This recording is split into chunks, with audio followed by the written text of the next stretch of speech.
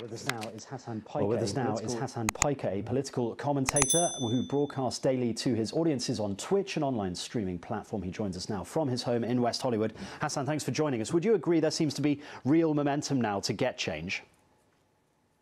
There's always been real momentum to try to enact some kind of change with regards to gun violence in this country, but unfortunately, I'm a little bit more pessimistic than you guys over there, considering that the gun manufacturers are unfortunately too powerful of an industry, and the gun lobby is incredibly powerful with their lobbying efforts.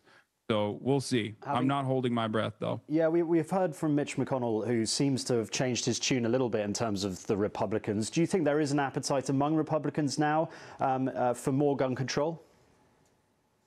I wouldn't say more gun control, or at least adequate common sense gun safety measures, but instead they'll probably misdirect and focus on, I don't know, maybe offering minor concessions for things that many other comparable OECD nations have been taking for granted, like mental evaluations and you know, any kind of control that allows you to basically speak for your character and allows you to demonstrate competence with a weapon is impossible to push for here in this country. And Hasan, you broadcast to hundreds of thousands of people every day. You interact with your fans and your audience. What have they been saying on this issue? I mean, a lot of people on the ground, like real people, are, of course, traumatized by the senseless violence that they see almost on a daily basis here. But what the people want in America and what the politicians are going to end up doing are two very different things. For the past, I would say, decade, if not longer, there has been almost a complete consensus on expanding background checks in this country to universal background checks and closing up certain loopholes like the gun show loophole or private sales. That polls around 90%. I think by latest measures is around like 85%, if I'm not mistaken. And yet this is not even this is a non-starter by the Republican Party. They don't even consider it to be a conversation. 75% of the NRA members actually want this kind of adequate legislation, and yet it's not something that the Republican Party is interested in pushing for.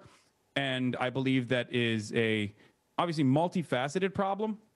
Part of it is because of our gun culture, and part of it is because the gun lobby uses that as a very effective tool to mobilize single-issue voters. They always go out to the polls and they always vote on behalf of, you know, loosening up gun restrictions. You mentioned the NRA a few times. What kind of role do they play, and is their influence as powerful as it has been over the past few decades?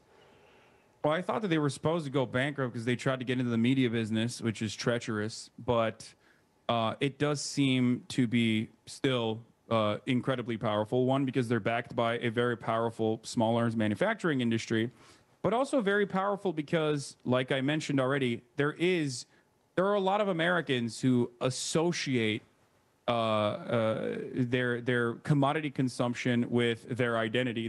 They basically, it sounds weird to explain, but they basically feel like the gun is very much a part of their identity.